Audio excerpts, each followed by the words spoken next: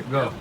TJ and Friends Smith System CDL Training School. TJ, I'm doing a comprehensive Pretrip Incab inspection on the manual transmission truck. So before you do a pre-trip on this truck, you have to make sure that the wheels are choked. I already choked the wheel. Then I enter the truck, 3 points of contact. 3 points of contact to enter the truck. Then as soon as I enter, the first thing I do, I'll fasten my seat belt. Make sure the latch works good, okay? Properly secured to the vehicle, not bent, broken or cracked. After I check this, then I'll tell my DMV instructor to please put on his own seat belt because it will have to be safe in the truck. So after I put on his own seat belt, then I'll go down the floor. I'll check the floor for any debris or so that kind of hold under my pedal when I'm driving. And then make sure the floor is clean, okay? And then after that, I'll check my gear shifter boots, mounted and secured to the vehicle, not bent, broken or cracked. I'll check my gear shifter, mounted and secured to the vehicle, not bent, broken or cracked. It has a free play. It's on neutral right now. And then after that, I'll check my 10BC fire extinguisher, mounted and secured to the vehicle, not bent, broken or cracked. And then I'll check my spare fuses, mounted and secured to the vehicle, not bent, broken or cracked. And then after that, I'll check my 3 reflector triangles, mounted and secured to the vehicle, not bent, broken or cracked. And then after I check my 3 reflector triangles, then I'll sit up straight in a 90 degree. I depress my clutch, no more than 2 inches of play on my clutch. And then I'll check all my mirrors if I want. I check all of them. That is my driver's side mirror, my fender mirror, and my passenger side mirror, all of them. They are properly adjusted, they are clean, and I detect no illegal sticker on them. And then I'll check my windshield, properly secured to the vehicle, not bent, broken or cracked, and it's not leaking. Then I'll check my windshield seal. I detect no illegal sticker on my windshield again.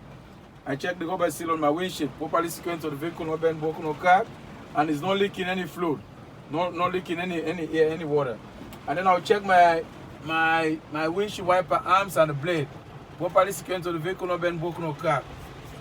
I'll check my state inspection, properly secured to the vehicle, not bent, broken or cracked. Is current. Okay, this completes everything that I need to check without starting the truck, because the pre-trip is divided into 2 parts. The first part, I don't start the truck, I check everything that I need to check without starting the truck.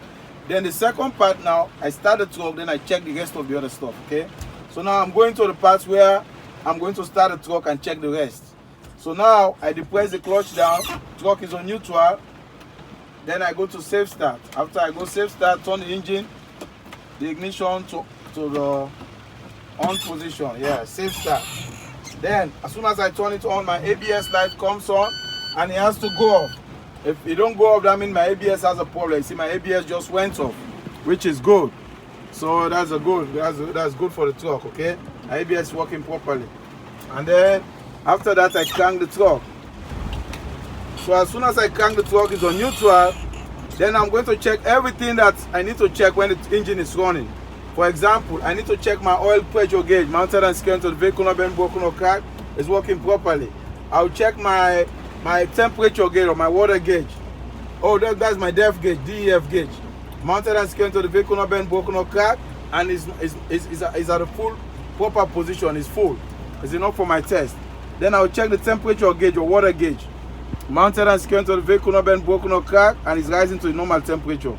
That's my RPM. How do I check my RPM? I gas the truck. When I gas the truck, the RPM moves 10 to 15 RPM. That means it's working. My RPM is working properly, okay? Then my speedometer, I cannot check it because the truck is not running right now. But when I'm doing my 5 miles per hour or when I'm driving down the road, I'll make sure that my speedometer is working. Then I come to my volt gauge or my battery gauge, mounted and secured to the vehicle, not bent, broken or cracked, and it's working properly. 14 volts. I have enough fuel to do the test. My fuel gauge is also working properly. Then I'll come to my 2 air pressure gauge, my primary and secondary air tank gauges. They are working properly and they are rising to 125 psi. So I'll gas the truck until I hear the governor cut out or the governor purging. When the truck sneezes, I know it's already purged. So my air storage tank is full. Then I'll continue with my test. Okay, the air pressure gauge the governor just purged. So that means my air storage tank has been filled up with air. It's 125 psi. Okay, and then I'll check my windshield wiper, make sure they're working properly. Okay, and then I'll check my left turn signal is working properly. My right turn signal is working properly. My 4 ways up here is working properly. And then I'll check my headlights. turn the headlights on, make sure it's working properly. My high beam or my bright light is working properly. My low beam is working properly. Then I'll come to my heat and my defrost. All these have to be checked when the engine is running. You don't check them when the engine is not running. My heat and my defrost, I check all of them. They are working properly. Okay, after that I turn my stuff off, and then I'll check my CD on. It's working properly. It's working properly. Then I'll check my highway on. Everything in this truck is working properly. Okay, after I finish up all this check, then now I'm going to do my air leak test, or they call it the brake integrity, or you see my air leak test. Okay, I'll put the truck on first gear. That's the first thing I do. Okay, make sure turn the wiper off, turn the truck off, turn it back to the on position. You have to, don't forget, that's why many people fail. They forgot to turn it back to the on position. Turn it to the on position, but without cranking the truck. Then I push my 2 valves in, make sure that the wheels are choked, okay? Then I put my 2 valves in, and after the easy settle down, then I step on my brake for 1 minute. I should not lose no more than 4 psi. Okay, where is my stopwatch here? Then I'll time myself for 1 minute. Yeah, I step on the brake, I lose no more than 4 psi, so it's working right now. Okay.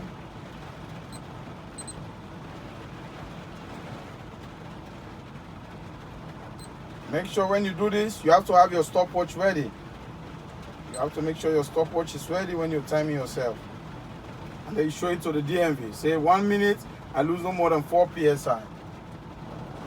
I hold it. So you see, it was on 125, now it's on 100 psi.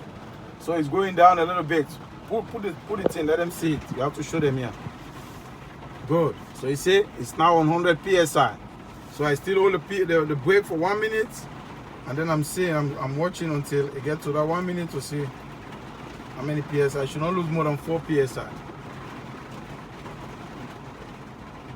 Okay, it's going now to close to 90 degree.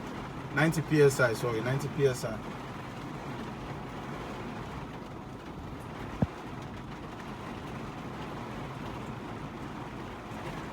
Okay, yeah, Mr. Examiner, 1 minute, I lose no more than 4 psi. So now, I'm going to find my brake at 60 psi. My low air pressure warning alarm should come on, okay? So I'll find the brake, Mr. Examiner, 60 psi, my low air pressure warning alarm should come on. And between 40 to, okay, good, that's my low air pressure warning alarm. It just came on, okay? So you hear the buzzer. So between 40 to 20 psi, or some people say 45 to 20 psi, these 2 valves should pop out. Continue to find my brakes.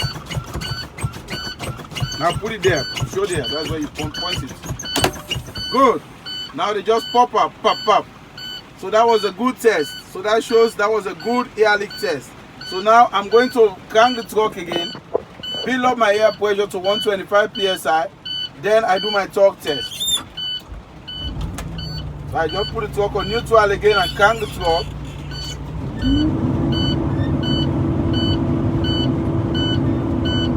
See, that's my low air pressure buzzer alarm because it's below 60 psi right now.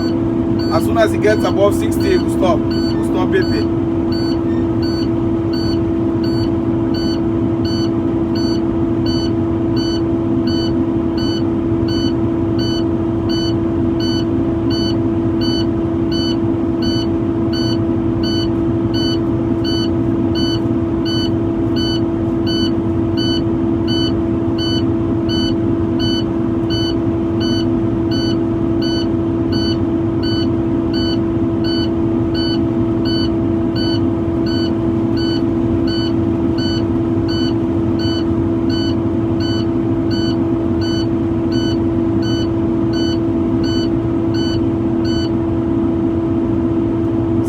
As it passed 60 psi, it shut off. So I'll build it up to 125 psi. After that, I do my torque test. No answer, no call here. Who is that calling?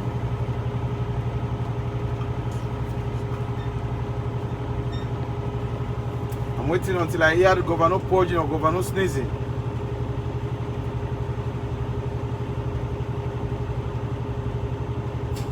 Good. He just sneezes. So that means my air storage tank is filled up with air. So now I'm going to put the truck on first gear again. Push my yellow valve to check my tractor brake. Because the yellow is for the tractor, the trailer, sorry, the yellow valve is for the tractor. So I push the yellow valve to check my trailer brake. So the trailer is the red valve. So I just come up the gas pedal, no, sorry, the clutch a little bit like this, point it there, let them see. Come up the clutch, then the truck torque itself. That was a good test, okay? Then I pull the yellow valve out, then I push the red valve in. So now I release the trailer brake, I'm testing my tractor brake, which is the yellow valve. Then I come up the clutch again slowly, and then truck did not go nowhere. So that was a good test. It's still on first gear. Then I push both of the valves in and I do my service brake test or 5 miles per hour test. I'll put it on first gear again, and then I gas the truck forward, and then I hold the clutch and the brake together. So my truck did not pull to the left or to the right, and when I step on the brake, my ABS light don't come on. So that means my ABS is working properly, and this truck, the alignment, everything is good. That's why my truck did not pull to the left or to the right. So at this point, I'll pull the truck back on neutral and pull my parking brakes, and then I talk to the DMV examiner, say yes sir or yes ma'am. Can you please go outside and help me check all my lights on the tractor and all the lights on the trailer? That concludes my pre-trip. But remember, before you do the torque test and before you do that 5 miles per hour, make sure you get down and you go take your wheel choke. I forgot to do that. So don't forget, because there will be a wheel choke. But if you choke it in the back, that's good. Like me, what I did, I choke it in the back, so I'm good to pull forward. Because I'm standing in an incline. So, but don't forget, if you choke it in the front, make sure you check your choke before you do your 5 miles per hour and your service brake test. Okay, thank you very much. This is the TJ and Friends Smith System CDL Training School. I just concluded a comprehensive in-cab inspection. Okay, thank you.